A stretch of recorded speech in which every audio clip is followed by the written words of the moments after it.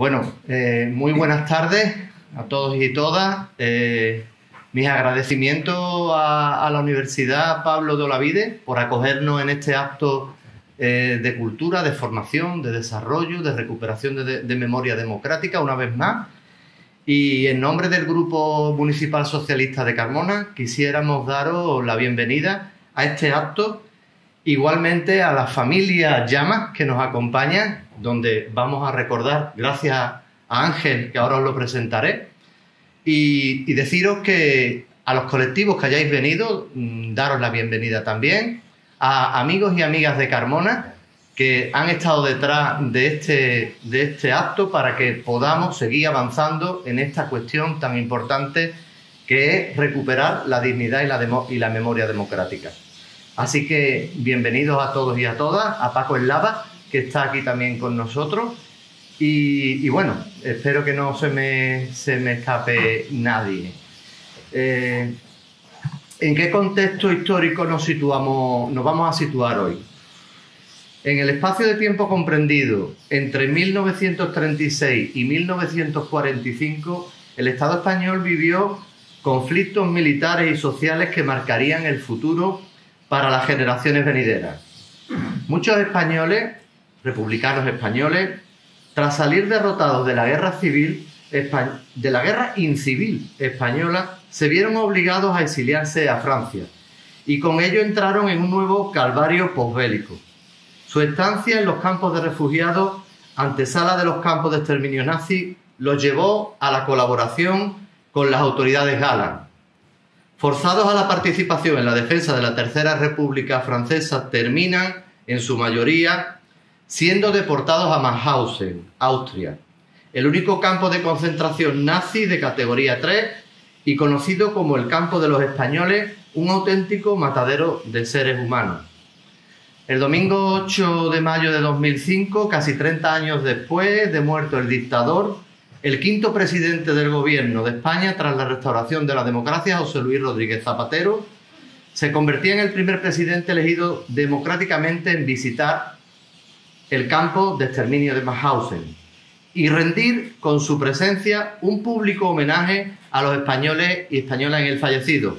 Sus palabras pronunciadas ante un monumento que recuerda a los miles de compatriotas que murieron víctimas de la mayor masacre cometida por el hombre contra su propia especie y la misma humanidad, sentaron un punto de inflexión en una actuación española hasta ahora más que discutible.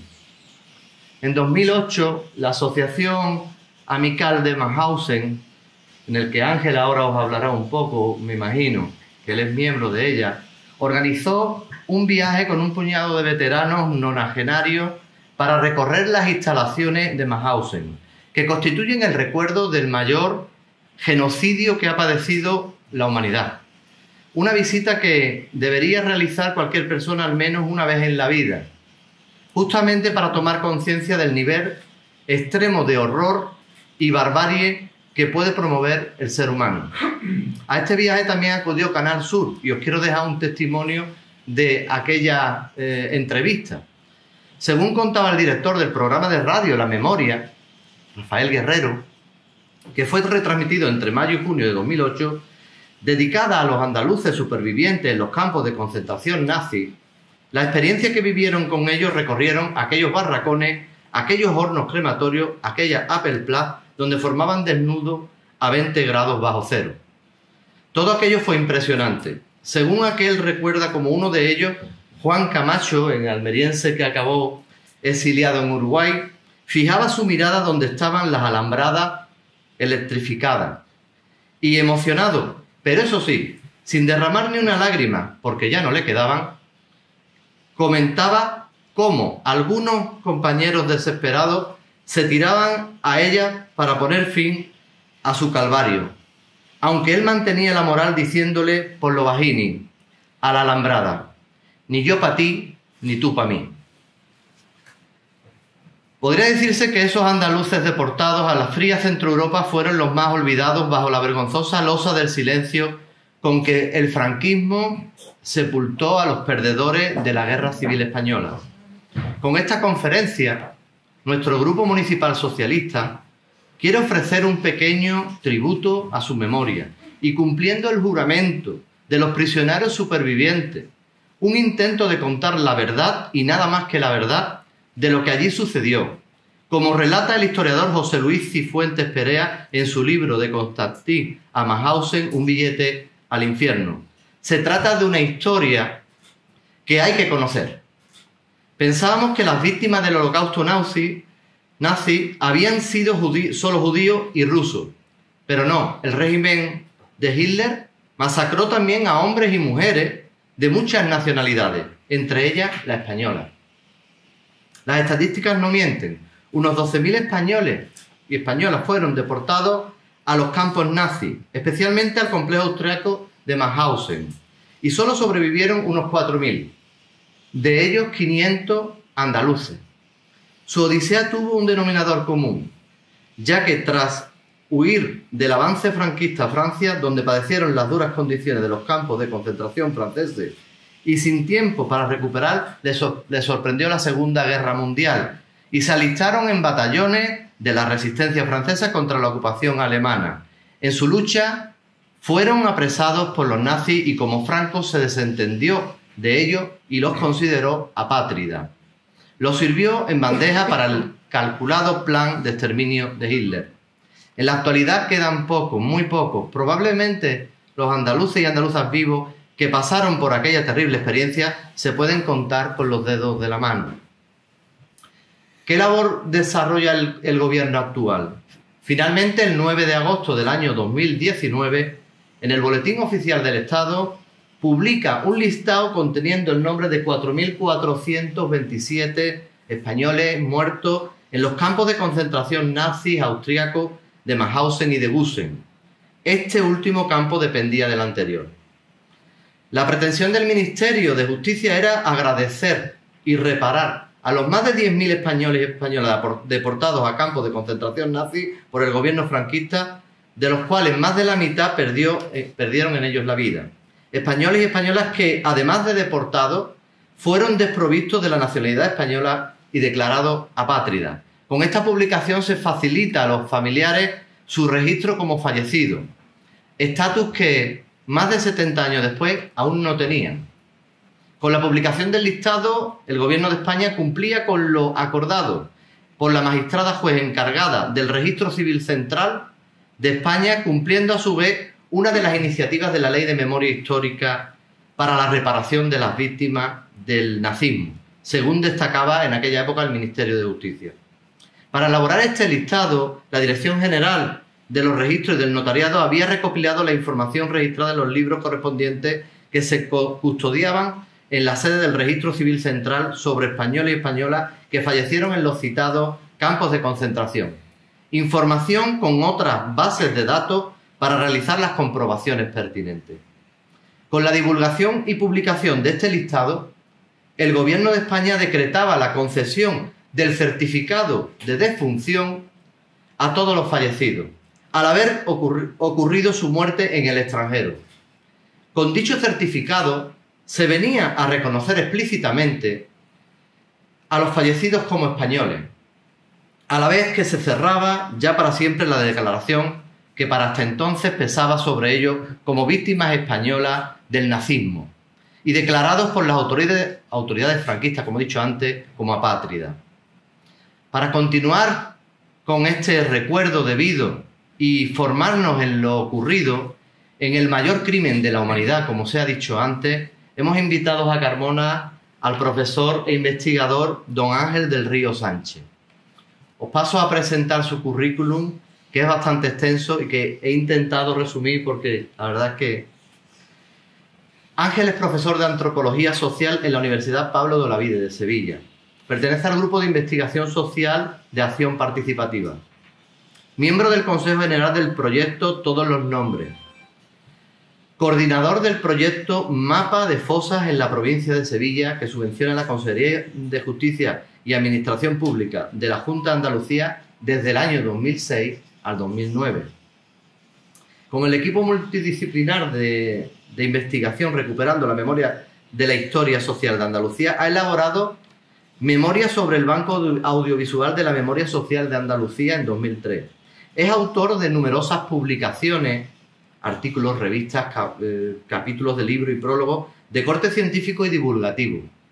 Es coautor de títulos significativos en este campo como El Canal de los Presos, 1940-1962, Trabajos forzados de la represión política a la explotación económica, de la Guía Didáctica de Educación en Valores, Recuperar la Memoria, El Canal de los Presos, que lo hizo el Ayuntamiento de Sevilla en 2005, Andaluces en los campos de Mauthausen, Centros de Estudios Andaluces del año 2006, y coordinador de la recuperación de la memoria histórica, una perspectiva transversal desde las ciencias sociales. El caso Rocío, la historia de una película secuestrada por la transición, Memoria de las cenizas, Andaluces en los campos nazis, del año 2013, Haciendo hablar del silencio, guía didáctica con 17 unidades, El derecho a conocer, que publica el Ayuntamiento de Sevilla en 2019. Es editor del libro Los alzados de la tierra, Memoria obrera y represión franquista en un pueblo andaluz, de Alcolea del Río. Y Carlos Cano, Voces para una biografía. Ha participado como asesor científico y guionista, entre otros, en los documentales Presos del Silencio, que le dieron premio al mejor documental Festival de Cine Europeo en Sevilla en 2003, ¿A dónde voy yo?, Inquilinos en situación de abuso, de 2008, y Memorias de la ceniza, como he dicho antes, premio al mejor documental andaluz. Desde 2008 es delegado en Andalucía de la Amical de Mauthausen y otros campos y de todas las víctimas del nazismo en España, entidad fundada por los supervivientes españoles de los campos nazis en 1962 y legalizada en 1978. Con esta conferencia que organizamos, el Grupo Socialista del Ayuntamiento de Carmona quiere contribuir al recuerdo en memoria de nuestros paisanos y quiere honrar a Carmona justamente a los 1.500 andaluces que sufrieron hasta el infinito dos guerras, la civil española y la Segunda Mundial, y que padecieron el infierno de los campos de exterminio del nazismo. Caben preguntas de todo tipo que intentaremos que Ángel, si es posible, con todas las dificultades, nos pueda contestar a ellas, y que serían, y así nos las hemos preguntado, incluso nietos de Rafael, ¿cómo acabaron Rafael y el resto de andaluces y andaluzas en estos campos de concentración? ¿Cómo es posible que no se optase por el envío a España cuando la proximidad era mayor que la de Mauthausen? ¿Qué gobierno, el de Francia, el de España o el de Alemania, tomó la determinación de enviar a la familia entera con mujeres, niños, mayores y enfermos, todos civiles refugiados, a la Alemania y no devolverlas a España, que hubiera sido lo lógico? Lanzo esas tres preguntas ahí para que Ángel ahora nos explique un poco, ¿no? Y ahora me refiero al caso que también nos ocupa de Rafael Llamas Gutiérrez. En la página 66 del Boletín Oficial del Estado, que os he dicho, de 2019, nos encontramos que aparece en el listado de fallecidos, muertos, en este caso, o asesinados, a Rafael Llamas Gutiérrez, nacido el 28 de noviembre de 1901 y muerto a los 40 años en Gusen, el 28 de noviembre de 1941, nacido en Carmona. Ayer haría 80 años que murió el 28 de noviembre de 1941 en un campo de concentración nazi en Gusen, a 5 kilómetros de Mauthausen, nuestro querido paisano Rafael Llamas Gutiérrez. Rafael nació en Carmona, como he dicho antes, el 28 de noviembre de 1901, y según cuenta su hijo, José, al que tenemos la suerte de tenerlo aquí hoy presente, con sus 92 años, de profesión, bueno, de apodo era caminero, y de profesión parece que era algo relacionado con la albañilería. Ahora Ángel os explicará que para eso Con más de 92 años, José está aquí hoy presente y él recuerda eso muy poco, porque con 6 años ya no supo más de su padre, nunca más.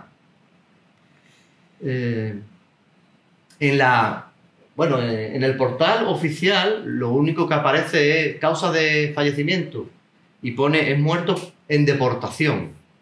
Ahora Ángel que nos explique. Rafael Llamas Gutiérrez es así un fallecido carmonense injustamente en un campo de concentración que albergaba republicanos exiliados posiblemente a Francia en busca de libertad y huyendo de un régimen franquista que le perseguía tras finalizar la guerra.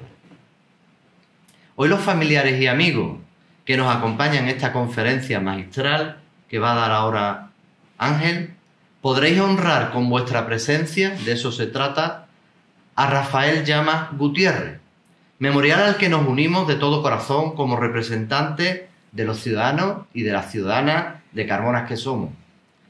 Para finalizar quiero recordar, antes de pasarle la palabra a Ángel, recordar las palabras de Saramago, quien defiende la necesidad de recuperar, mantener y transmitir la memoria histórica, porque de lo contrario se empieza por el olvido y se termina por la indiferencia.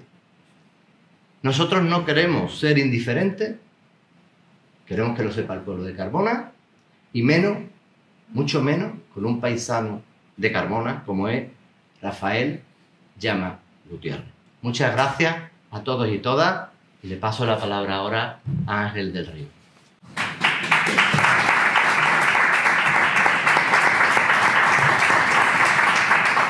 Bueno, pues muy buenas tardes y el agradecimiento al Grupo Municipal Socialista, a la persona de Agustín, que tuvo desde el inicio, cuando me comentó el hallazgo, ¿no?, de la familia y tal, pues ha mostrado un gran interés en que esto se pudiera hacer, y además pronto, ha sido todo muy rápido.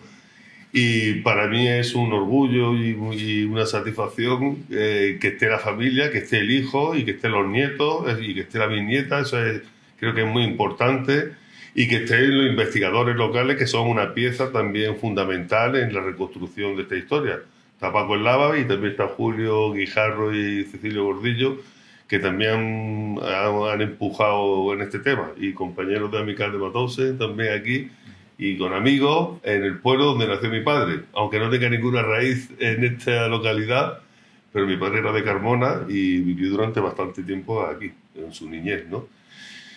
Bueno, voy a intentar a todas esas preguntas oportunas y pertinentes darle una respuesta, pero a modo de conjetura. Es imposible en el momento en el que estamos poder reconstruir la biografía de Rafael Llamas, pero con tiempo, con trabajo en archivo y digamos, dando bien en las teclas adecuadas, se podrá hacer una biografía interesante. De hecho, ya ha habido cuestiones y en el archivo Arolsen de Alemania hay datos muy interesantes sobre Rafael Llamas, que ahora iré desgranando, pero ya hay datos interesantes y ahora hay partes de su biografía que están todavía en el punto de fuga oscuro, o sea, no sabemos nada de su periplo por la guerra de España y por el paso en Francia a previo a la deportación.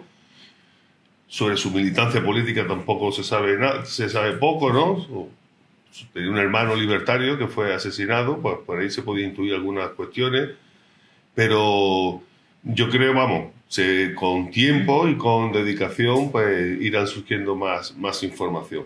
Entonces voy a hacer lo que sabemos claro. Ahí estáis viendo una foto del horno crematorio de Gusen, que ese fue su último destino. Antes apuntaba las causas de la muerte de Rafael Llamas en los papeles oficiales que hacen los nazis.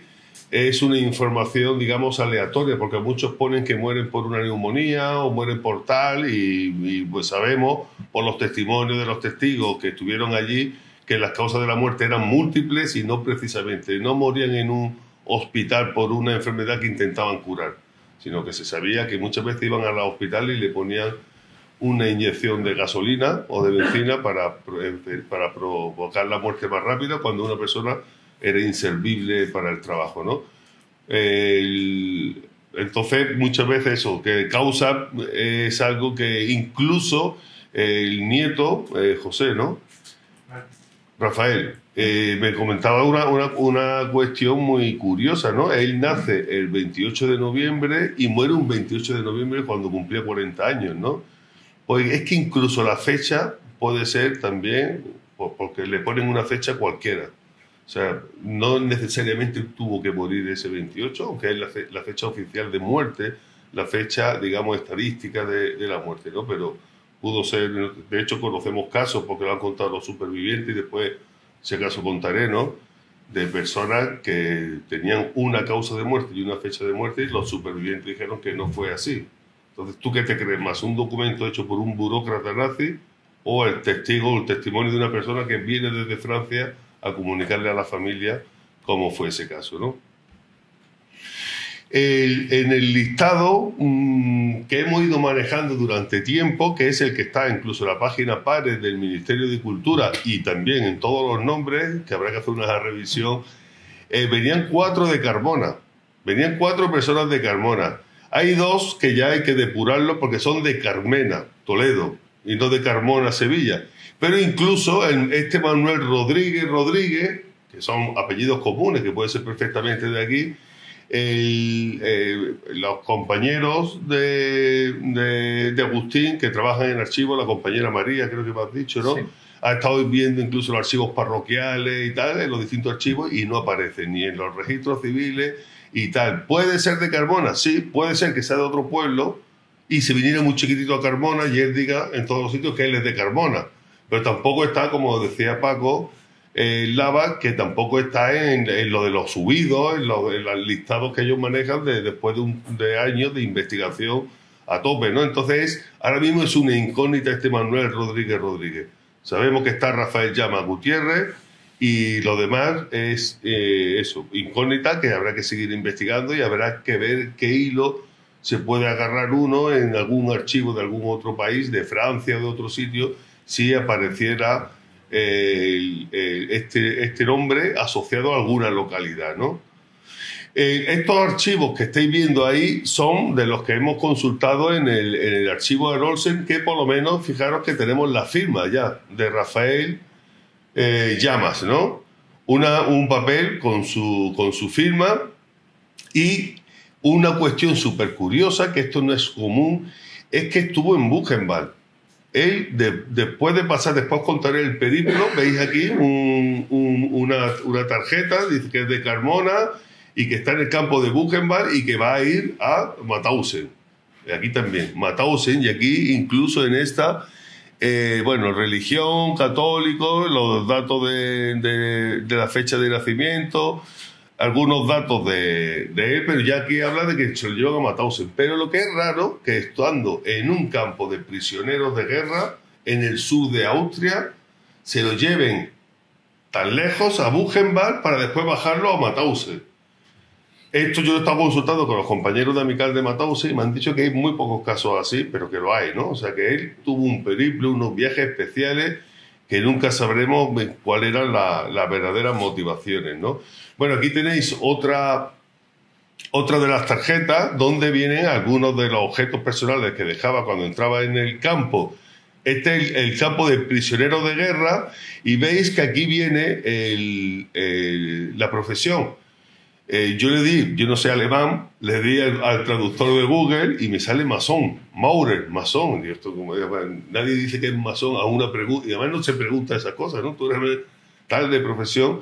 Y por suerte tengo una cuñada que es profesora de alemán y es alemana y me decía primero que muchos de estos documentos están hechos en el dialecto de esa zona, que no es el alemán que hoy día está unificado y tal, sino que hay distintos tipos de alemán, y ella tuvo que consultar incluso con su abuela, que era de esta zona, y habla que Maurer sería para nosotros como albañil. Maurer es muro como el que construye muros y tal, y por las conjeturas que hemos estado viendo, peón caminero, los peones camineros, pues puede ser el oficio, ¿no?, al que se esté refiriendo. Pero curiosamente en otros documentos habla de que es agricultor o granjero. también, ¿no? Salen esos dos tipos de oficios. También, en muchos casos, en aquella época, pues las clases trabajadoras no solamente tenían un oficio, sino que la experiencia laboral era muy diversa. Aquí tenéis las fichas también de los Stalag. Veis calle Sevilla, una dirección de Carmona, que hablando con el hijo hoy nos hablaba de las 3 direcciones que aparecen en los documentos, que es calle Vieja, calle Sevilla y calle Taona. Existe memoria familiar de esos 3 sitios, de domicilio de la familia que él daba en estos sitios donde iba, ¿no? Bueno, aquí tenéis otra de las fichas con los datos también calle con los datos de la madre y calle Vieja. Aquí pone ya es calle Vieja, ¿no? Número 2. Bueno, esta foto, que es de la fotógrafa que está en el fondo, que por cierto tiene una foto preciosa del otro día, digamos que responden para mí, son muy significativas de lo que es un trabajo de recuperación de la memoria, ¿no? En la foto de abajo se reúne el historiador local, conocedor de los archivos, y la memoria familiar y el interés político cuando existe, ¿no? Yo creo que son 3 patas interesantes para que en una localidad empiece, digamos, un proceso de recuperación de la memoria, ¿no? Sabemos que el mundo de los archivos, y bueno, aquí tenemos a Julio que después, si acaso nos puede contar algunas cosas, pues tiene un límite, hay cosas donde no se puede llegar más, y a veces es importante la memoria familiar, por lo menos para tener el rostro de esta persona, ¿no? Que antes no lo teníamos. Rafael Llamas no tenía rostro, ahora sí lo tiene, y sabemos que este era un traje de cuando estaba haciendo el servicio militar en la guerra de Marruecos, que participó en la guerra de Marruecos. Entonces hay determinada información que va a nutrir esas investigaciones para que sean, digamos, lo más amplias posible, ¿no? Yo voy a hacer una pequeña contextualización de este fenómeno, muy rápida, aunque tengo muchas diapositivas, lo voy a ir pasando muy rápido, pero a mí me gusta ubicar siempre todo esto en el fenómeno mayor que es el Holocausto y lo que significó el Holocausto.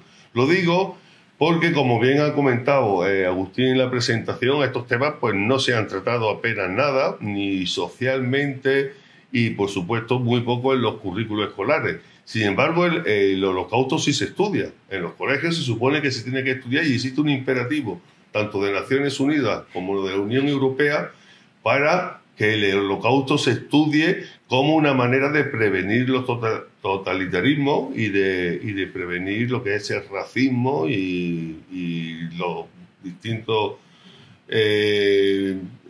digamos, opresiones que existen en el mundo, ¿no? Y España, según Reyes Mate, el filósofo Reyes Mate, es el estado de Europa con menos cultura de la memoria y con menos cultura del Holocausto. Aquí tenéis una foto que seguramente la que reconoceréis mucho, que es Auschwitz, donde entraban los trenes cargados de judíos y de gitanos, iban directamente a los hornos crematorios. Allí no iban ni a trabajar ni nada, los sacaban, todo una perfección de una máquina perfectamente engrasada para eliminar a las personas de la manera más rápida posible, ¿no? Digamos que es como la metonimia del mal, esta foto, Auschwitz. Incluso hubo un papa, ¿no? El alemán, el Ratzinger, que fue allí y dijo, ¿dónde estaba Dios cuando ocurrió esto, ¿no? O sea que desde la religión, pero también desde las ciencias sociales, desde la política, desde muchas disciplinas, desde las artes, se ha intentado dar explicación a aquello que ocurrió, y ya, como decía Teodoro Adorno, ¿no? Decía que después de Auschwitz no se puede escribir poesía, porque ya el mal, el infierno había llegado hasta nuestras vidas, ¿no? Entonces es como muy difícil explicar lo inexplicable. Voy muy rápido poniendo cifras del Holocausto, ¿sabéis? Bueno, estamos hablando de cifras que son, digamos, las que existe mayor convención por parte de los científicos sociales: 6 millones de judíos, 4 millones de prisioneros de guerra y opositores políticos, entre los que estaban ahí los 10.000 españoles, 10.000 y pico españoles, 3,5 millones de polacos no judíos, 1.100.000 de discapacitados físicos y psíquicos, que eran alemanes y fueron las primeras víctimas del nazismo. O sea, el nazismo actuó contra su propio pueblo, que ellos pensaban que no eran aptos para vivir, no eran aptos para trabajar, porque hicieron ese plan eugenésico, ¿no? 500.000 gitanos, 250.000 homosexuales y decenas de miles de testigos de Jehová, presos de delito común, indigentes, alcohólicos, prostitutas, etcétera. Fijaros la cantidad, enorme cantidad de colectivos que para esta ideología nazi no tenía sentido, ¿no? A mí me gusta, cuando doy clase, muchas veces, seguramente Hitler esté en el escalafón como el mayor tirano del mundo, la persona más perversa y tal, se hace una pequeña encuesta entre el estudiantado y tal. Pero muchas veces, eso que puede ser verdad, nos lleva muchas veces a cometer el error de que se piensa que todo esto fue posible, todo lo que fue el Holocausto, todo ese daño acumulado durante tanto tiempo, fue posible por la obra de un loco, de un psicópata que se rodeó de un séquito de personas y fue posible por eso. Eso es un error pensar así, porque el nazismo fue posible porque hubo una parte muy importante del pueblo alemán que lo posibilitó y que lo hizo y por eso fue realidad. Una parte muy importante del pueblo, contando el aparato judicial, contando la intelectualidad, buena parte de la intelectualidad, buena parte del ámbito de la cultura y del pensamiento, apoyaron este proyecto. No era un loco, allí había mucha gente. Y un loco es incapaz de asesinar a tantas millones de personas. Ahí se necesita una maquinaria perfectamente engrasada de transporte humano, pues fijaros en los transportes de Rafael. De Francia al sur de Austria, de sur de Austria a Buchenwald, de Buchenwald otra vez a Mauthausen, y todos esos trenes cargados con millones y millones de personas con esa máquina perfectamente engrasada para eliminar a todas estas personas. Entonces muchas veces hay que decir la historia, que se ha querido dar esta visión para exculpar, ¿no? El pueblo tiene responsabilidad en lo que pasó aquí.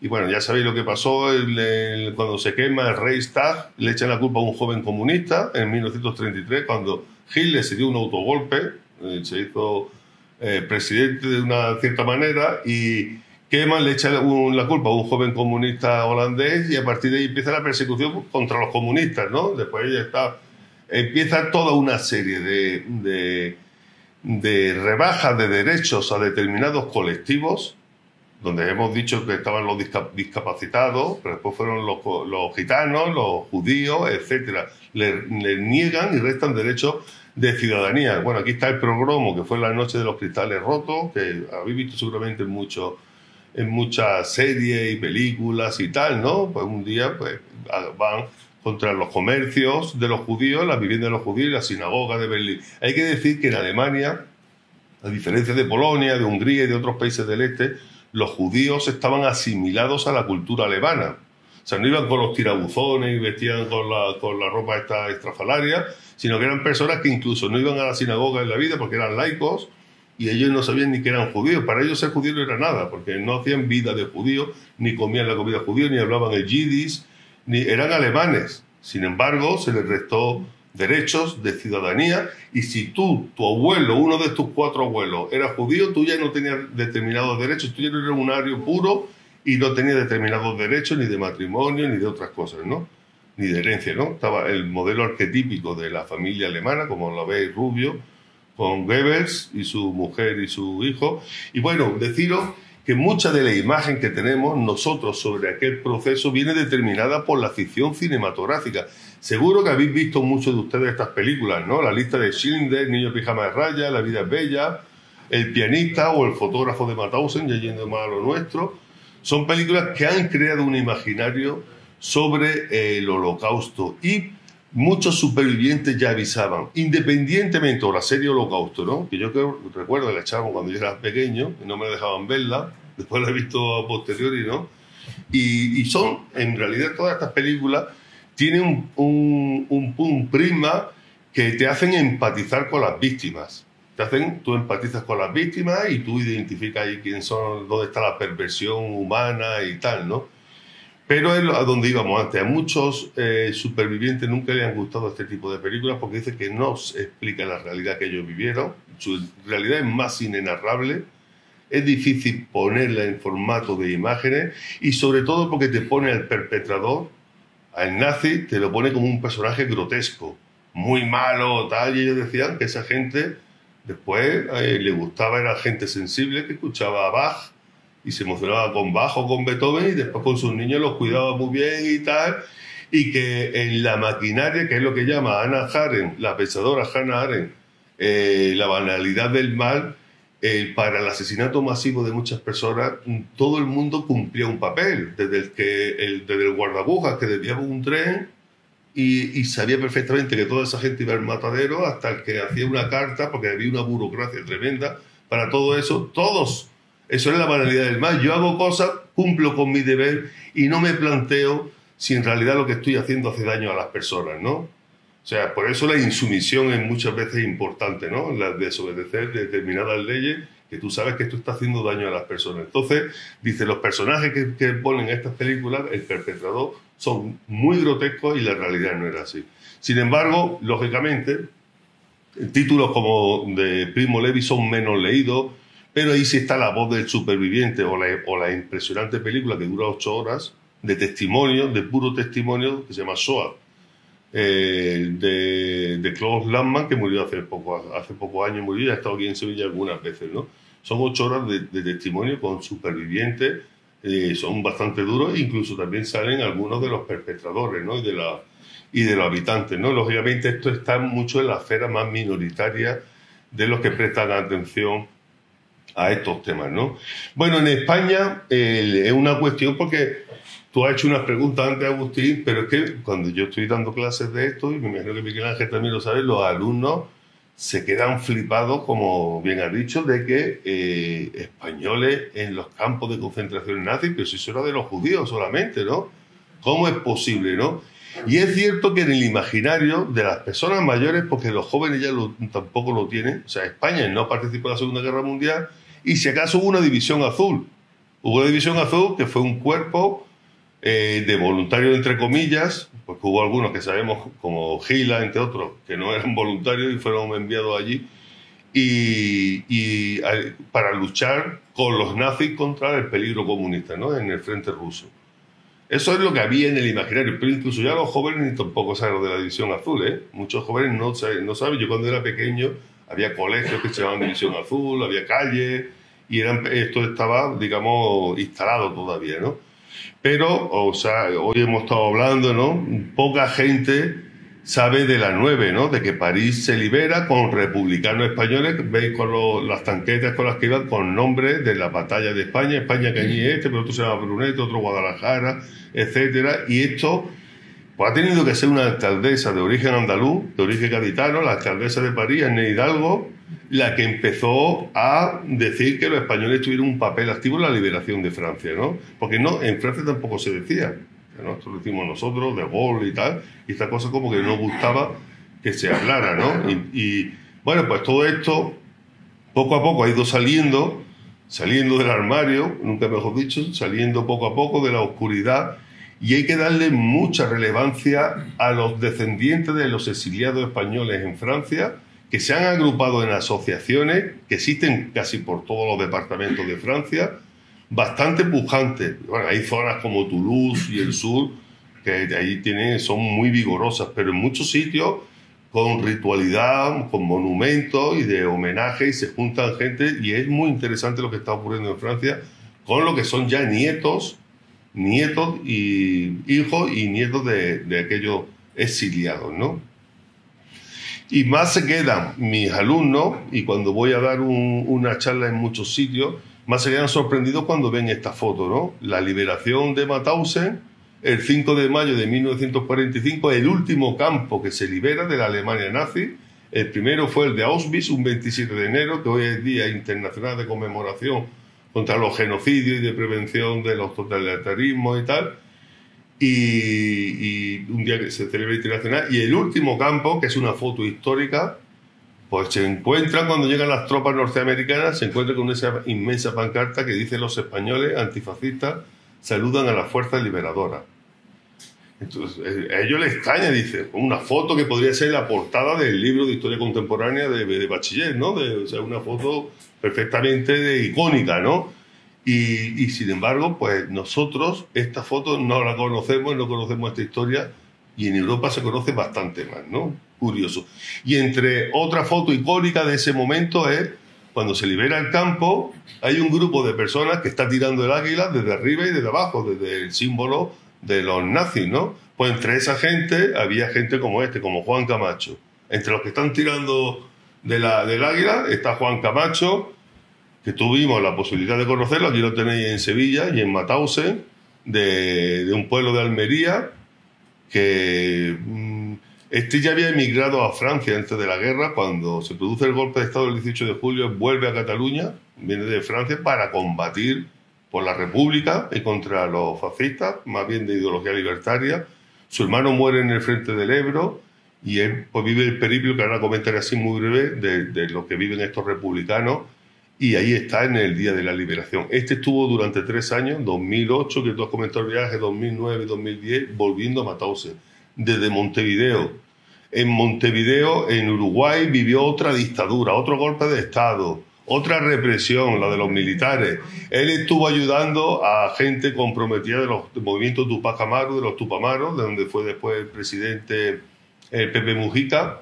Él estuvo ayudando clandestina, pero fue otra vez detenido, molestado y tal, ya siendo mayor. Esos son casos que se han dado en algunos casos de personas que emigraron a Chile y vivieron otro golpe de Estado, o sea, otro momento de ilusión de lo que fue la Unidad Popular de Allende y el golpe de Estado y la represión pinochetista, ¿no? Dos experiencias muy similares con 30 años de diferencia en 2 puntas del planeta, ¿no? El otro tema que deja a la gente muy sorprendida es la existencia de este personaje del que ahora se ha hecho la película, ¿no? El fotógrafo de Mauthausen. El único campo de exterminio, campo de concentración alemán, que tiene fotos durante el funcionamiento de ese campo es el de Mauthausen. De los demás campos existen fotos cuando se libera. Durante su funcionamiento no hay fotos porque se destruyen, porque existe una orden de destrucción de todo el material que se va generando en los campos.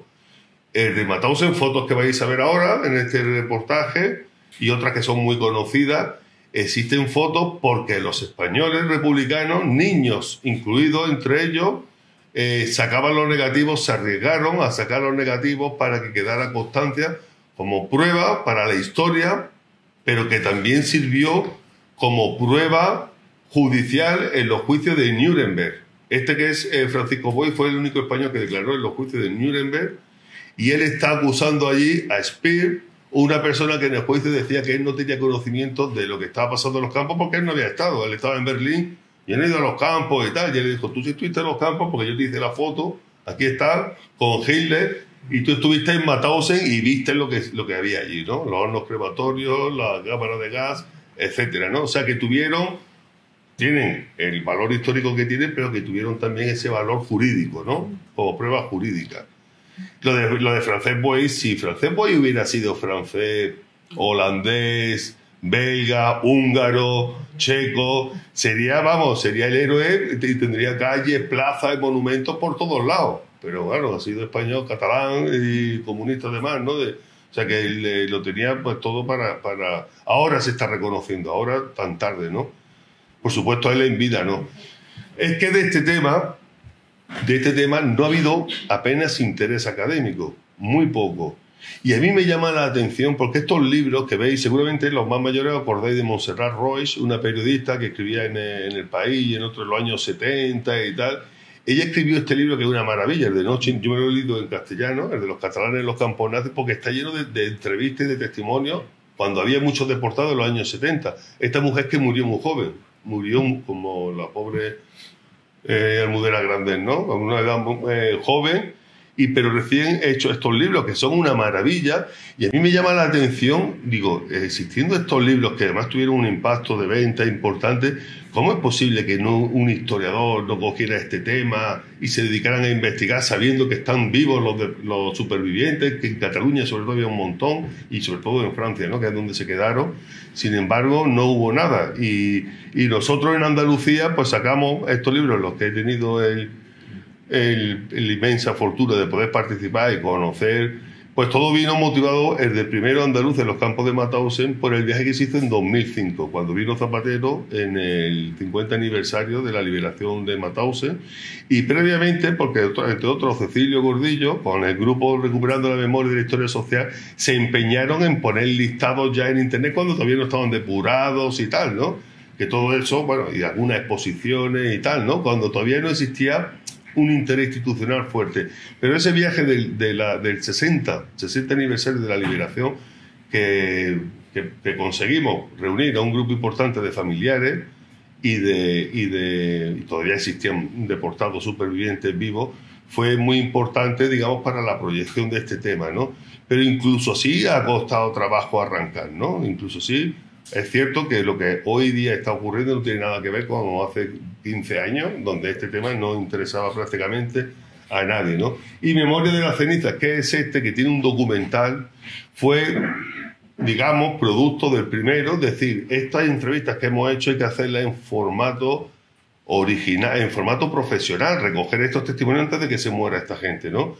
Y nos tuvimos que ir a Francia a entrevistar a las personas, a los supervivientes, y también hay que decir todo eso con escasa financiación, con una muy escasa financiación, y por fortuna yo me siento muy satisfecho de haber por lo menos recogido esos testimonios que quedan para la historia, que están recogidos en formato profesional, y que ahora vaya a haber algunos toques de estos testimonios que forman parte de ese documental Memoria de la Ceniza.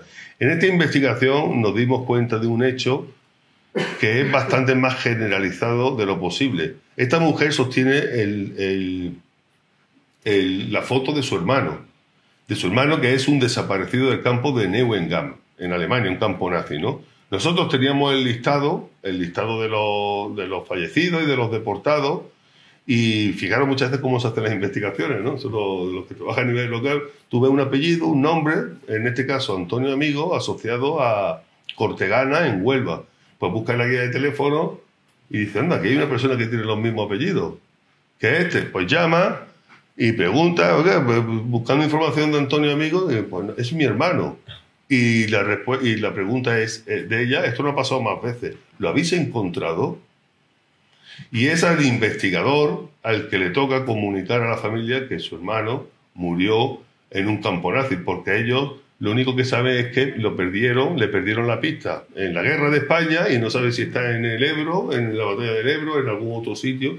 Pero lo que sí nos hemos dado cuenta muchas veces es, si no tienen constancia oficial de que ha fallecido, si no hay un documento, y el documento puede ser el acta de un investigador o un libro, que el nombre aparezca en un libro, la familia se agarran a una idea quimérica de que mi hermano, en este caso, se fue a América, cogió un barco y seguro que está feliz en Brasil o en Argentina y tal, ¿no?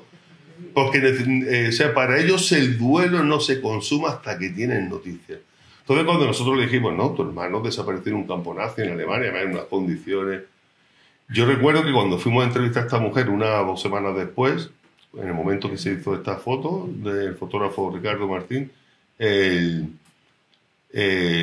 yo hablaba con el hijo, yo hablé con el hijo varias veces, digo, ¿cómo está tu madre? Dice, mi madre está nerviosa, no come nada, me pregunta cómo eran los campos, cómo se moría allí, y claro, dice, ya está enterándose de lo que son los hornos crematorios, la cámara de gas y tal, y entonces digo, hay que ver, ¿sabes? Como diciendo, muchas veces yo no sé si... Pero sin embargo, cuando llegamos el día que fuimos a hacerle la entrevista, esta mujer, que estaba así nerviosa, esperando, siempre vestida de riguroso luto, cogió de un abrazo enorme y dice, gracias porque prefiero morir sabiendo la verdad a vivir con la incertidumbre de qué fue de mi hermano. Y después nos contó una historia tremenda, la de su madre. La de su madre, una mujer vestida siempre de negro, dice, yo a mi madre la recuerdo solamente vestida de negro, y los 3 varones de la familia desaparecieron. Su padre, o sea, el marido de la madre de ella, y otro hijo murieron en la guerra. Murieron en la guerra, eran republicanos, murieron en la guerra, y el otro desapareció. O sea, se quedó sin los 3 varones, y me contó una historia que después he escuchado yo muchas veces, en más testimonios, que dice, mi madre no salió nunca de la casa, desde el 36 que entraron las tropas, en agosto, finales de agosto del 36, hasta el 77, que falleció, mi madre no salió de la casa nunca. Vestida de riguroso luto.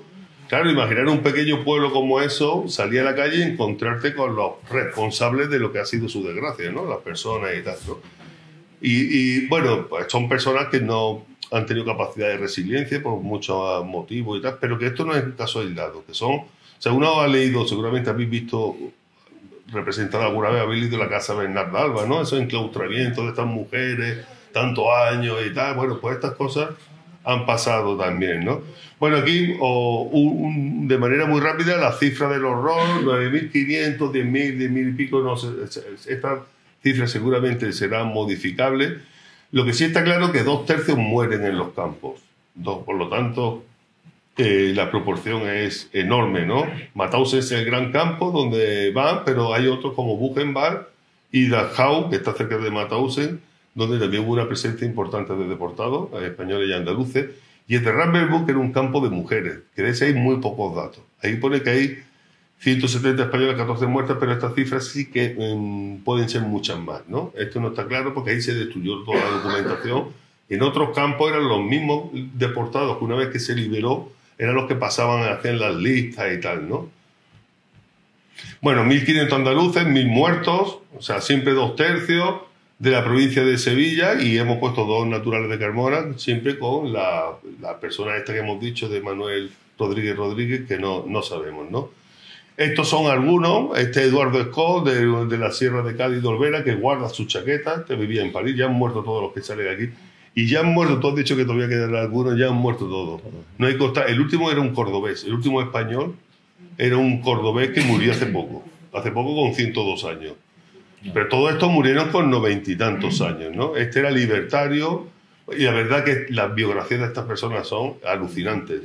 O sea, son biografías, vamos, estas personas es lo mismo que se lo decía a ellos. Digo, es que si tú fueras francés o checo tendrías una calle, tendrías tal, pero... Este Virgilio Peña, que este estuvo en Buchenwald, este murió con 102 años, con una lucidez tremenda, y bueno, una persona encantadora. O Alfonso Cañete, también el otro era de Espejo, este es de Montalbán, de la campiña cordobesa. Todos viven en Francia, este vivía también cerca de Perpiñán. Su padre, el padre de él, que también estuvo en Mauthausen, fue el primer español que murió en Mauthausen. El padre de él todavía no había llegado. Y hubo un gesto que está reconocido en las biografías de la deportación, y es los españoles, cuando estaban en la Perplas, cuando rompían filas, los españoles dijeron de hacerle un minuto de silencio. O sea, había presos deportados de muchos países distintos de Europa, rompan filas, se van todos, y los españoles se quedaron en un minuto de silencio, que era un acto de desafío, que ese tipo de acto de desafío te podía costar la vida. Pues se hicieron un minuto de silencio por el primer español que murió en Mauthausen, que era José Marfil, el padre de él. Eso que tiene ahí de madera lo hizo él era carpintero, y el tener habilidades en algún tipo de oficio como este, la carpintería, la albañilería, la fontanería, eso era un seguro de vida prácticamente, ¿no? Aquí tenía a Juan Camacho, Villegas, bueno, algunos de los deportados que no han legado su testimonio y que ha sido importante. También ha sido muy esencial para las investigaciones los testimonios de las mujeres. Ahí tenía arriba a Simón, que su marido fue el primer delegado de Amical en Andalucía. Yo estoy sustituyendo a él, murió en 2003. Esta mujer es francesa, y ella te cuenta cosas que los deportados no te cuentan. Cuando tú haces una entrevista, después hablas con ella, y ella nos decía: mi marido no ha terminado de salir del campo, mi marido todavía vive en los campos. Dice, mi marido, desde que lo conozco, desde hace 60 años que estamos casados, tiene pesadillas casi todas las noches y se levanta desorientado y tal, ¿no? Dice, hay cosas, dice, porque está en el campo todavía, ¿no? Ahí los veis abajo en un desfile en Mauthausen. Algunos, como veis, conservan el traje de rayas, ¿no? Bueno, la pregunta es siempre, ¿cuál es el itinerario que hay para que esta gente acabe en Mauthausen? Por poner a Sevilla Central, bueno, hoy hemos estado hablando con Paco antes, ¿no? Cuando se produce el golpe de Estado hay una estampida de personas. Bueno, primero están los momentos revolucionarios en los pueblos, pero a los pocos días la gente huye. Y más o menos hay 2 tipos de huida, o 3, digamos. Una, que puede ser desde, imaginaros, Sevilla o desde Carmona a la hora del río y subir hacia Extremadura o a Córdoba y van buscando zonas republicanas, y esta mayoría de gente acaban en Madrid en un momento u otro, ¿no? Y hay otra gente, sobre todo los que es ya de los pueblos de Sevilla para abajo, que huyen hacia la Sierra de Málaga, hacia la zona de Antequera, y en muchos casos pues se encuadran allí en las milicias populares y después ya pues bajan a Málaga y hacen lo que es el camino de la desbandada hasta Almería en muchos casos, ¿no? Y después, una vez que llegan a Almería, ya se integran en el ejército regular, o vienen Murcia, en Albacete, y acaban en Madrid, ¿no? Esas son un poco las huidas de las personas que están en esta parte de Andalucía. A no ser que estas personas que acabaron en Mauthausen de esta zona estuvieran haciendo el servicio militar en zona que fue leal a la República. O sea, que pudieran estar en Murcia, o en Almería, o en Jaén, o en Barcelona, o en otro sitio, ¿no? Eso también puede ser, ¿no? Cuando se rompe la Cataluña, se queda separada del resto de la península, los que acaban en Mauthausen es porque le pillan Cataluña. Los que se quedan aquí, estos acaban en los campos de concentración franquistas y acaban en los pelotones de fusilamiento y acaban en los campos de trabajo, etc. Los que están en Cataluña son los que tienen posibilidad después de huir, porque muchos de ellos hicieron la guerra, por los testimonios, combatieron en el Frente de Madrid, en el de Guadalajara, en el del Ebro, pero a ellos les pilló la bolsa, o sea, cuando se rompe el frente, les pilla en la zona de Cataluña y entonces emprenden la huida. Estos son los distintos pasos que hay, ¿no? Sabéis, esas imágenes las habéis visto, una huida en unas condiciones tremendas, con la nieve, con el frío, con el desmoralizado. Estamos hablando de decenas y decenas de miles de personas cruzando un paso nevado, desmoralizados, en unas malas condiciones que recuerdan mucho imágenes. Yo me gusta hacer concomitancias con el presente, ¿no? Con el drama de los refugiados hoy día, ¿no? No hay mucha diferencia entre una foto y otra, ¿no? De lo que está pasando con los sirios, ahora en Bielorrusia, en Grecia, en Turquía, etcétera, ¿no? Os pongo el testimonio del paso. Todas las entrevistas que he hecho con estas personas, todos lo recuerdan como muy trágico cruzar la frontera, desarmados, con el ánimo por los suelos, y llegando a Francia pensando que era el país de la libertad, de la fraternidad y de la solidaridad, y la mala acogida que reciben de los franceses, que los meten en playas en unas condiciones pésimas, en campos de concentración. Franceses, un país republicano que tenía que haber ayudado a la República, sin embargo los cogen como... Y entonces voy a poner un trozo del documental con este testimonio. Nosotros pasamos el ejército, pasamos por la montaña que veníamos combatiendo, pero luego la población civil, cuando ya se venía la debacle, tomaron el camino de Francia. Esa población entró toda entró, niños, mujeres, viejos. Eso fue un desastre, porque había mujeres que los maridos los habían matado en la guerra. Había mujeres que no sabían dónde estaban los maridos, que estaban en otro lugar y no habían podido coger la frontera. Y había mujeres que tenían 2 o 3 niños. Había muchachas que tenían 18 años, había mujeres que tenían 80. Y al mismo tiempo, nosotros también, porque cuando llegamos a la frontera, nos desarmaron los franceses y éramos igual que ellos. Y entonces fuimos todos a la playa, nos llevaron a todos. Y nosotros, yo y los soldados de la República, ya no había soldados de la República, estábamos en Francia ya desarmados y éramos también refugiados como los otros. Y estábamos todos juntos ya en Barcarès, San Ciprián, toda esa parte, esa costa del Mediterráneo.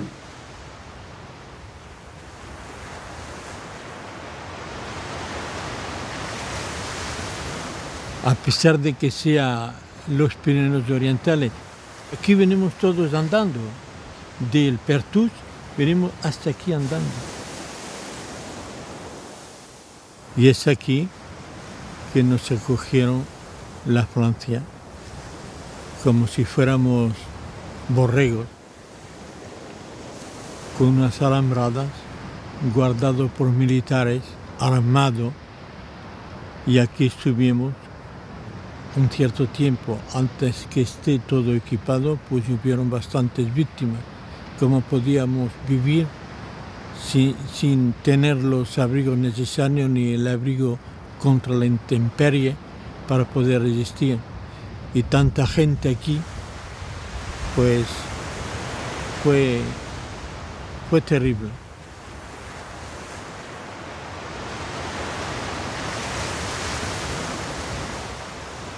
Esta playa no había nada para la higiene del hombre, es decir, que la mitad de la playa estaba lleno asqueroso de todas las necesidades del hombre, y todo eso estaba lleno de porquería, así es que se reducía la superficie de la playa.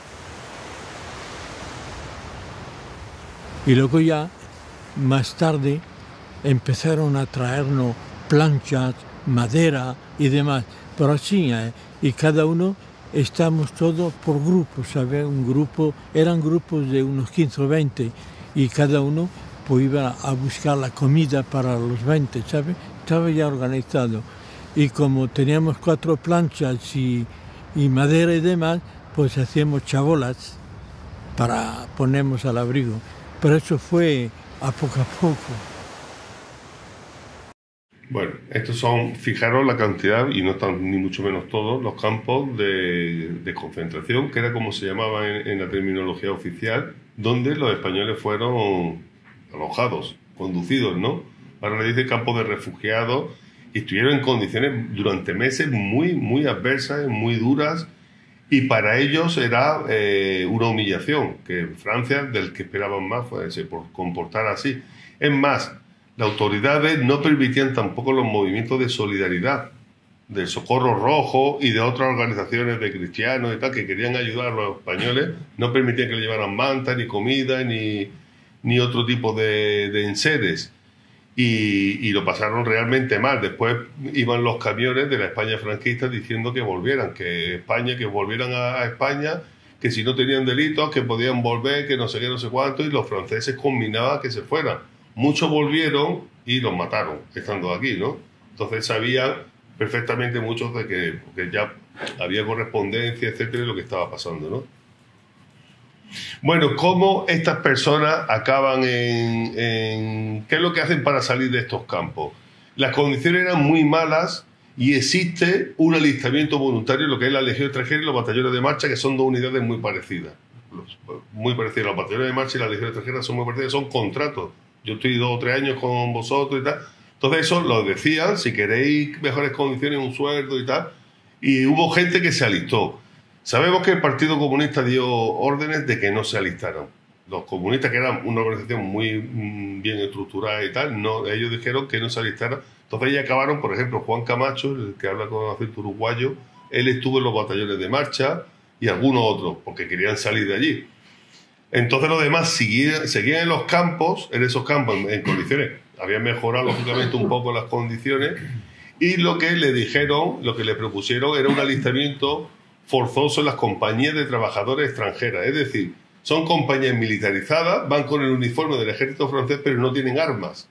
Lo que tienen es un pico y una pala para construir obras públicas, mayoritariamente trincheras, en lo que se llama la línea Maginot, que son las trincheras que separan Francia con Alemania, que eran existentes de la Primera Guerra Mundial, pero que había que mejorarla, porque la artillería se había sofisticado, ¿no?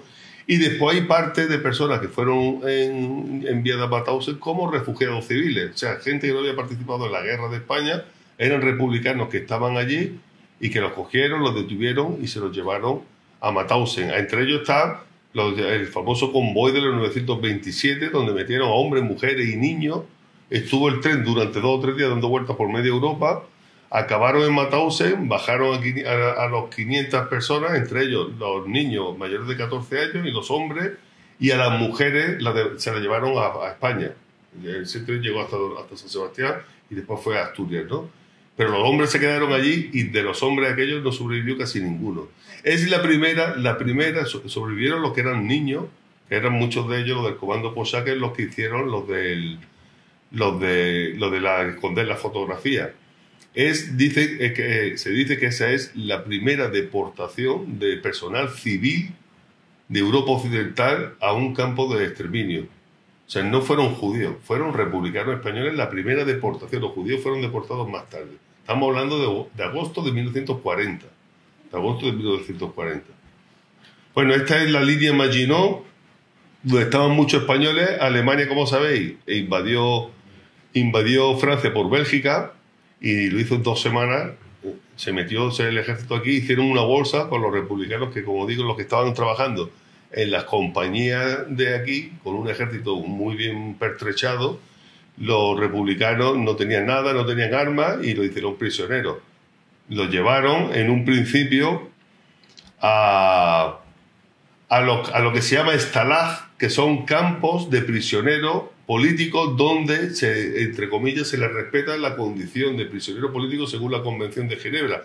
Podían recibir cartas, ahí tenéis una carta, por ejemplo, de uno de Córdoba, podían recibir paquetes de la Cruz Roja podía inspeccionar. Era donde metían a los prisioneros de guerra. Son los Stalag, son las películas que habéis visto de los americanos. Por ejemplo, a los soldados de norteamericanos no los llevan a campos de exterminio, ellos iban a este tipo de campos de prisioneros donde se respeta ese estatuto. El Rafael Llamas lo mandan a un Stalag al sur de Austria. O sea, los Stalag están por toda Alemania, hay un montón, porque estamos hablando de que hay detenidos decenas y decenas de miles entre franceses, británicos. Cuando se invade, pues imaginaros la cantidad de soldados que hace prisioneros.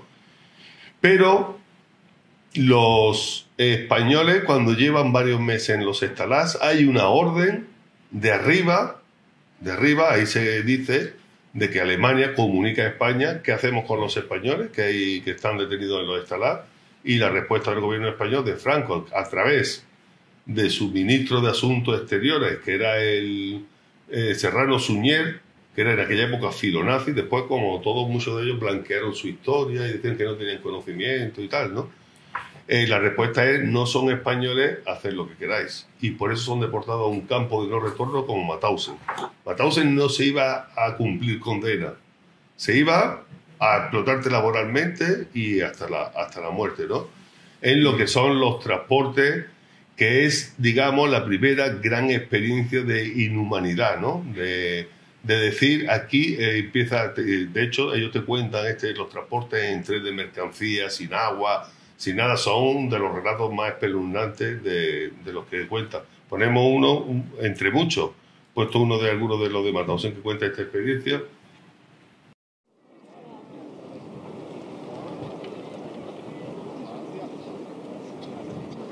Nosotros no sabíamos qué iba a pasar. Si nos iban a coger, nos iban a llevar a España, o nos iban a llevar a otro sitio, ni Cristo sabía una palabra de lo que me iba a pasar. Pero que nosotros éramos completamente ignorantes, pero no nosotros, también los franceses.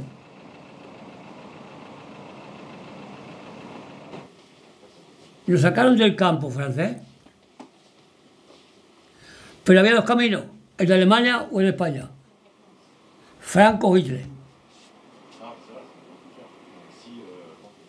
Los alemanes a los españoles que cogían de la guerra de España tenían ya el acuerdo que los iban a eliminar. Una noche, fulano, nos montan en el tren, en vagones de esos cerrados, como de animales, que veábamos ahí dentro y todo, que estábamos todos meados hasta aquí. Y en la noche nos llevaron a Mauthausen.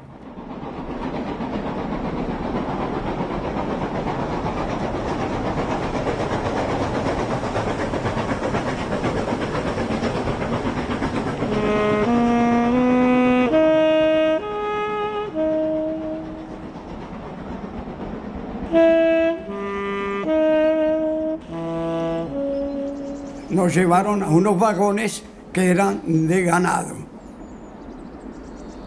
Había poco oxígeno en esos lugares y muchos se mareaban y teníamos que sufrir las consecuencias biológicas de las necesidades que teníamos, no las podíamos cumplir.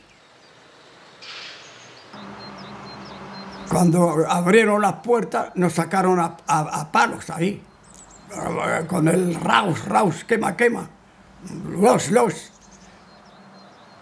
Y bajamos, nos formaron en forma militar y nos llevaron hasta Mauthausen, marcando el paso con las indicaciones en alemán, que nosotros no sabíamos lo que era, los 1, 2, 3, 4, ¡pum!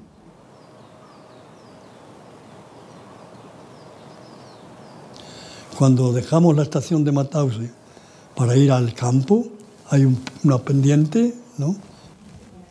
Subíamos aquella cuesta y, de momento, casi ya en la cumbre, yo he visto un preso con una carretilla y era alguien que yo conocía. Yo le dije a Raya, bueno, estamos terminados. Porque ya había perdido la categoría de prisionero de guerra. Pero lo he visto de seguida. Llevamos ya muchos años de pasar fatiga. Habíamos robado ya mucho, nosotros los españoles habíamos robado. No teníamos la idea de que ese campo era como era. Ya nos dimos cuenta, pero cuando entramos, cuando nos cambiaron y todo eso, todavía no nos dimos cuenta hasta que no empezamos ya a vivir dentro del campo. Ya sabías que ya esa teoría no había ni padre, ni madre, ni hermana, nada. El campo de Mauthausen era un campo de muerte. Mauthausen era el campo donde entraba y ya no salía.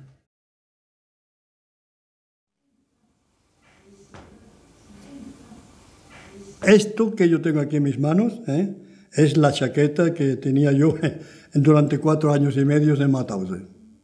El número que veis aquí es mi número que me concerneaba. El segundo día de entrar en Mauthausen, un capo alemán me dijo, este es tu nombre ahora, ya no tienes otro nombre, es este. 51. Métetelo bien en la cabeza, métetelo bien en la cabeza. 51, es tu nombre.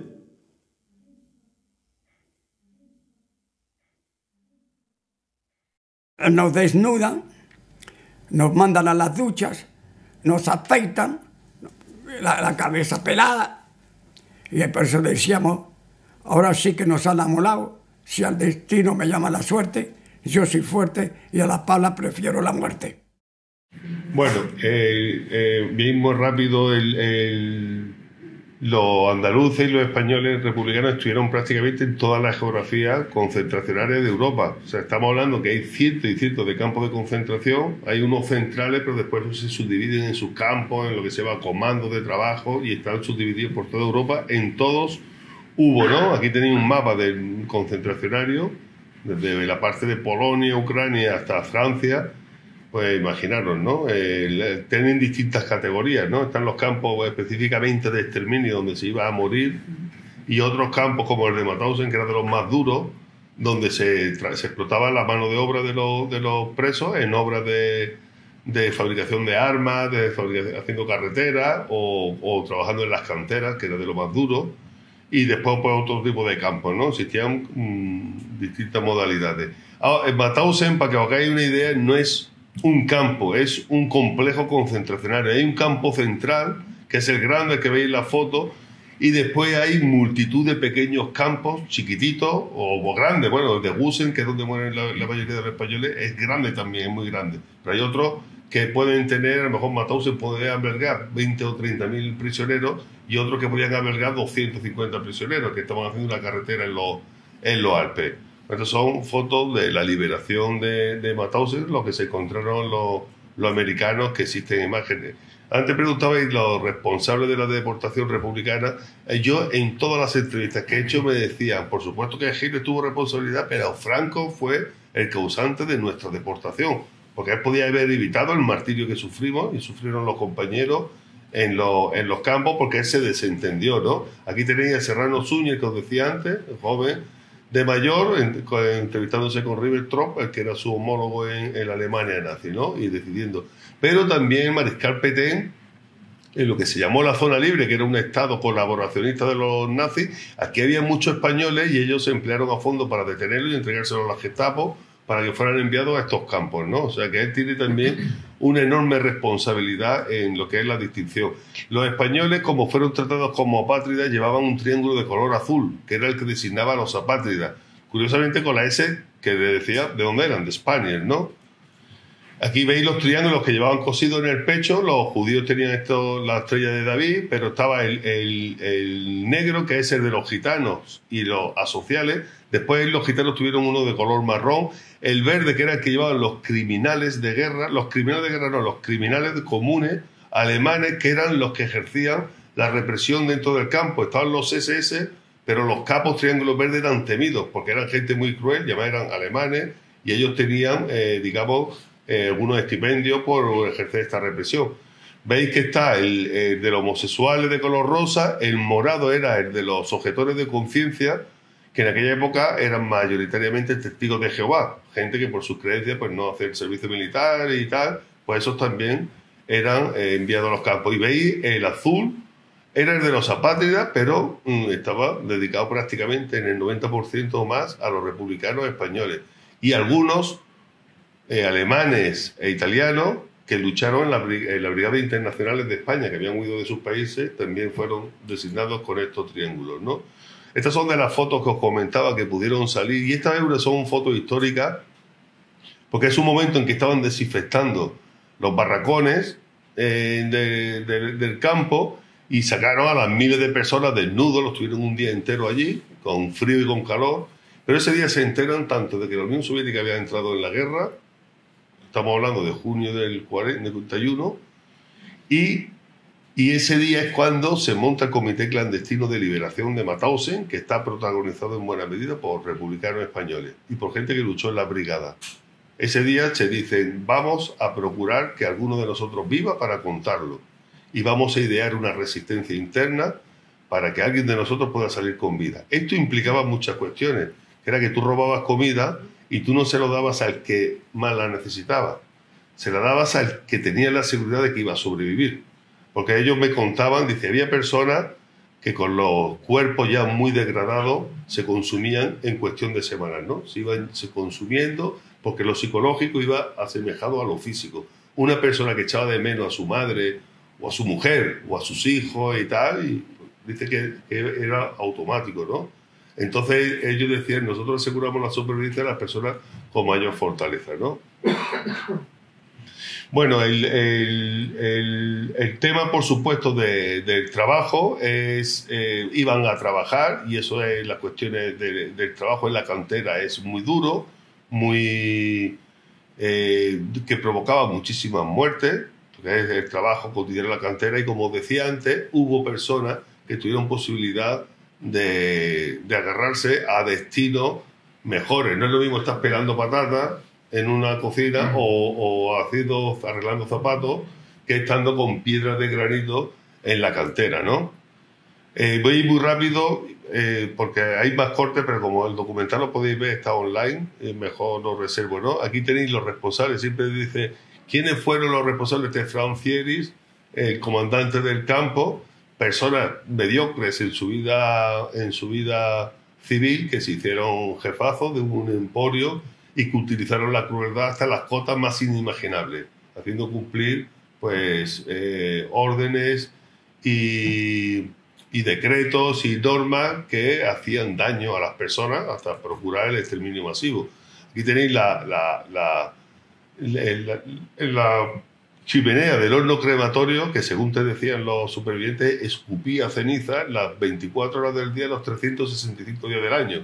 Y ellos, cuando llegaban, además del olor insoportable que tenían que aguantar, el comandante Thierry, que hemos visto antes, los recibía por esa puerta habéis entrado y por esa chimenea vais a salir. Esa era la frase de recibida que le daban. Los supervivientes han contado hasta 35 formas de morir distintas, desde el trabajo duro y extenuante, enfermedades, represión, la cámara de gas, suicidio, etcétera, ¿no? Inyecciones letales.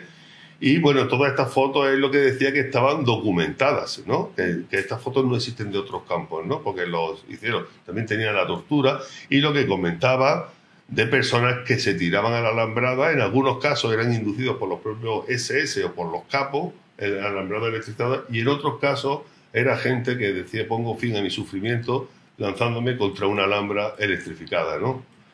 Bueno, En el campo de Gusen es donde murieron la mayoría de los españoles y ha sido muy importante en este sentido en la reconstrucción de la memoria de esta. La importancia de estas son dos hijas de una pequeña localidad de Granada que se llama Zujaira. Este es el campo bueno, estos son Neus Catalá, murió hace pocos meses con 102 años, era la única superviviente que quedaba del campo de Ravensbrück, de mujeres donde pasó alguna sevillana de origen judío como Daila Trabo, que murió con 50 años. Esta es la foto que se hicieron algunos españoles que estaban en mejores condiciones el día de la liberación, con la pancarta y con una bandera republicana que todavía existe, ¿no? Y bueno, aquí están los que estaban en mejores condiciones porque otros estaban en la residencia. Y este es Virgilio Peña, que curiosamente 1 o 2 semanas antes de morir, el Estado francés le dio el máximo reconocimiento que se concede allí, que es la Legión de Honor, ¿no?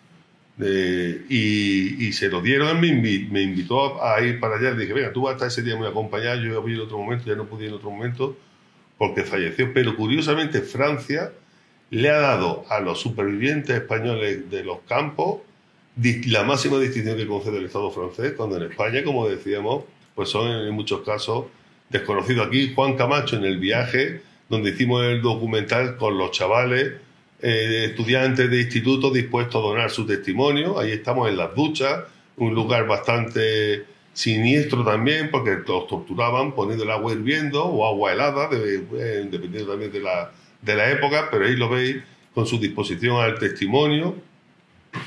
Y, por ejemplo, voy a poner este que dura muy poquito, de Virgilio Peña, hablando de lo que él veía en Buchenwald. Yo pasaba todos los días, desgraciadamente para mí, delante de esos pobres cadáveres que había allí, todos los días. Y luego venían los poloneses, lo cogía uno por los brazos y otro por los pies, ¡pam! ¡Ah! Y otros montados encima y apilándolo, una pila así y otra pila así. Echaban un polvo por encima para que no se pegaran. Yo no sé lo que sería aquello. Si tenías mucha sensibilidad, te podías morir por tanta sensibilidad que tenías, pero te tenías que hacer fuerte. Tenías que ser un poco duro, si no de ninguna manera podías salir de ese infierno.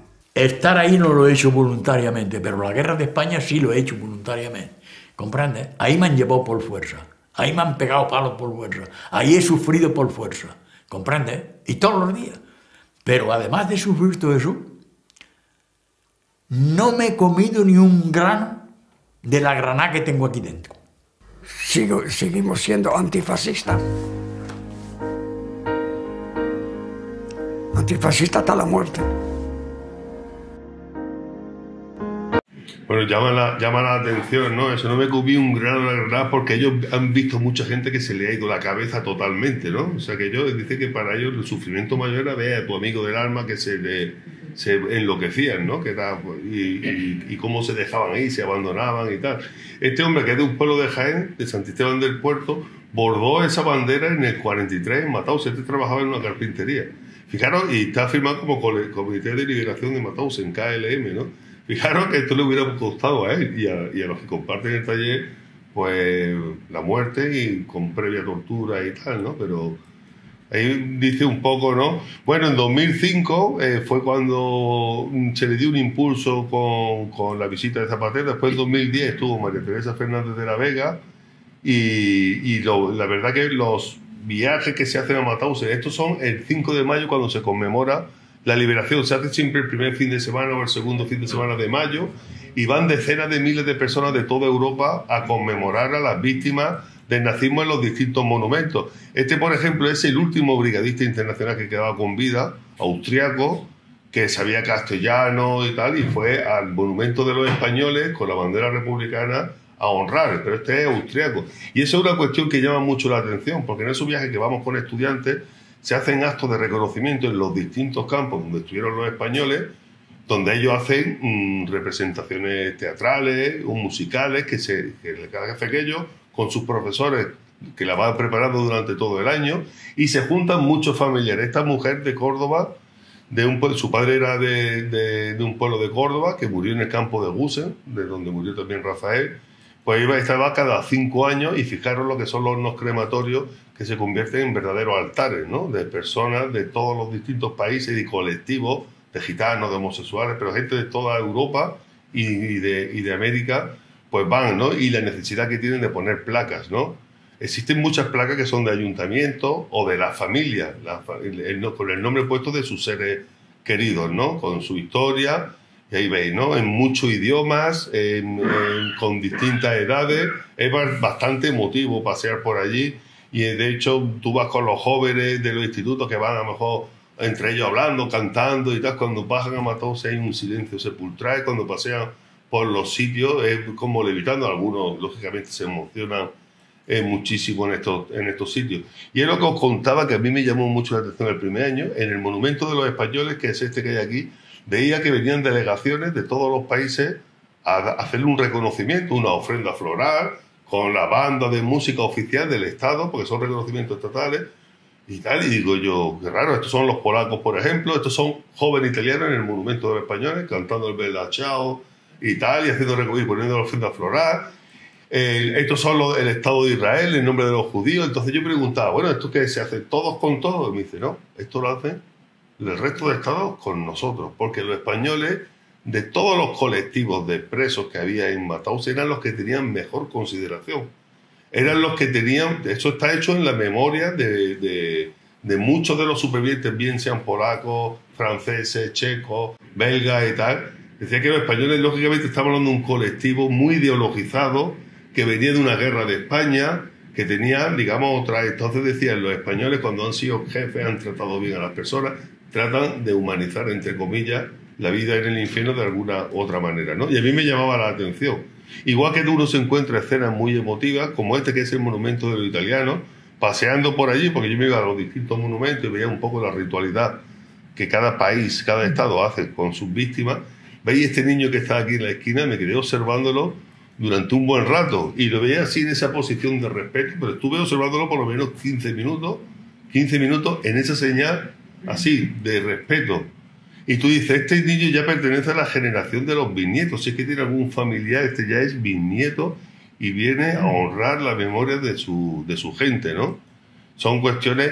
Y ahora, este es el monumento de Almería, que es el gran monumento a la deportación, está declarado hoy día el lugar de la memoria histórica de Andalucía por el gobierno, y esto fue iniciativa del superviviente que antes he hablado, de Antonio Muñoz Zamora, que fue el primer delegado de Amicalde en Andalucía.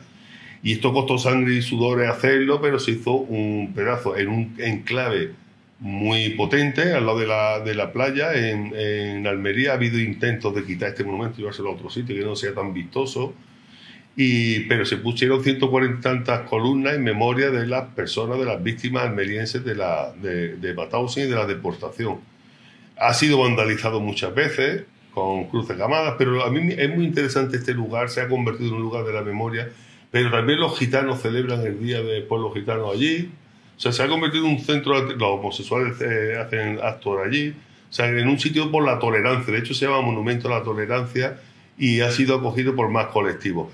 Este de la izquierda, por ejemplo, es en Zujaira, una pequeña aldea de Granada perteneciente al término de Pinos Puente, que de esa pequeña aldea 12 murieron en Matausi.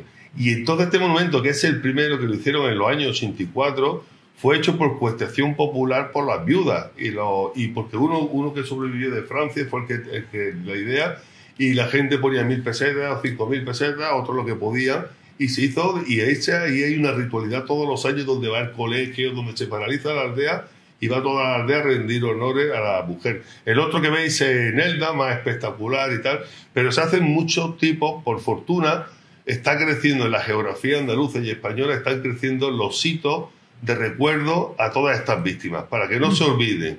Este es en Alborote, en otro pueblo de Granada, con esos rituales, pues un día al año se junta la gente y va a echarle flores, a hacer memoria. Este es el de Córdoba, con todos los nombres de las víctimas de Córdoba, que son 300 y pico víctimas, o este de Málaga, con los nombres también de todas las personas.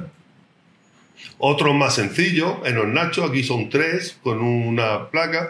Lo digo, y fijaros, este es más sencillo que este es de una víctima de Medina Sidonia, que está en la fachada de su casa natal, de la casa donde estaba, pues hay una placa puesta. Y lo que está ahora, bueno, este es Virgilio Peña, que consiguió, el día que cumplió 100 años, que yo estuve allí, consiguió una calle, ¿no? Esto sí que es raro, que pongan calle de estas personas, ¿no? Es más raro, ¿no?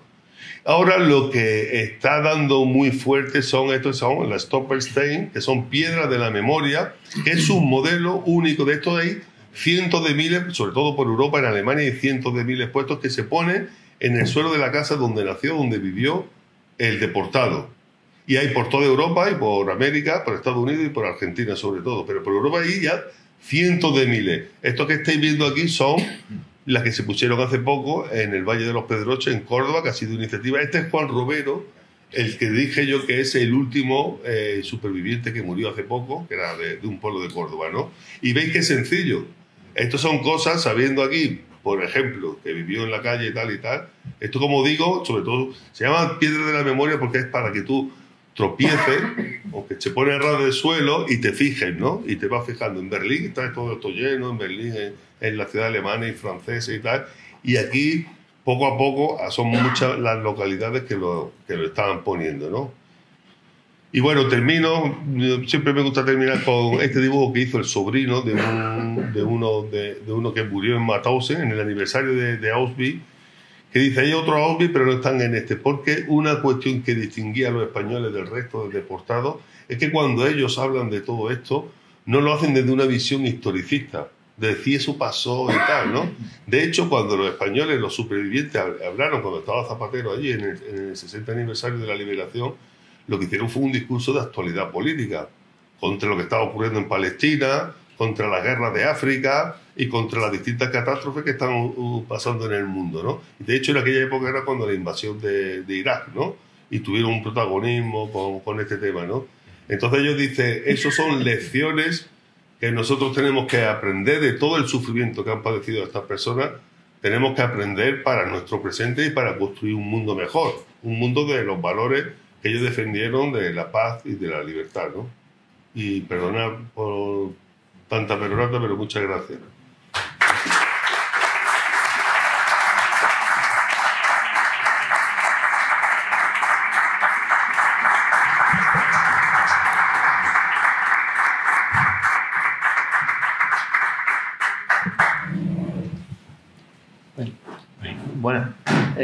Bueno, muchas gracias, Ángel. La verdad es que te agradecemos mucho esta conferencia magistral, donde gracias a Ángel y gracias a la familia Llama, pues Carmona está grabado en todos los medios de comunicación.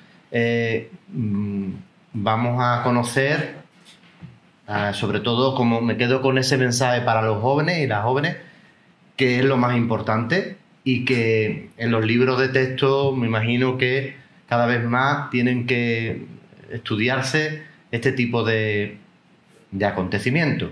Es una cuestión de responsabilidad. Recuperar la memoria entendemos que es una cuestión de responsabilidad, no una cuestión de reproche, de ningún otro tipo de... todo lo contrario, es buscar la paz, es buscar la dignidad, es buscar, sobre todo, yo me quedo con una palabra, por lo menos lo he vivido yo en mi propia familia, con mi tío abuelo, Manuel Castro Lérida, que lo asesinaron, y la verdad es que es una búsqueda de consuelo. Por lo menos yo he tenido esa sensación de, buscando la verdad, de alguna manera vas a encontrar un consuelo. Y desde luego, dar publicidad. Tenemos que hacer muchas más cosas. Vamos tarde, y es una cuestión de progreso y de respeto máximo a los derechos humanos y a la dignidad. Queremos ser mejores personas, y para ser mejores personas tenemos que estudiar y profundizar en nuestro pasado para no volver a repetir.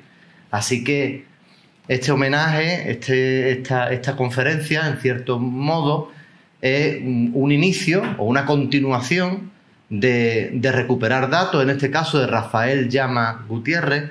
Y ahora me gustaría que la familia que está aquí, que está su hijo, José Llama, con su mujer, y los nietos y nietas, hay dos nietas, Manoli, Mercedes y Rafael. Me gustaría que vinierais, porque primero para daros un aplauso en respeto y en consideración a vuestro abuelo, a Rafael Llama Gutiérrez, y para que todos los aquí presentes y los que nos vean en los medios de comunicación, que sepan que vamos a seguir trabajando este tipo de actividades, que vamos a buscar posibles homenajes y reconocimientos públicos, porque es una manera de dignificar más a las víctimas de esta barbarie, ¿no? Así que nada, muchísimas gracias a todos y a todas las presentes, y os pediría que vinierais para acá, porque os tenemos un pequeño detalle aquí, bueno, por recuerdo de Rafael, ¿no?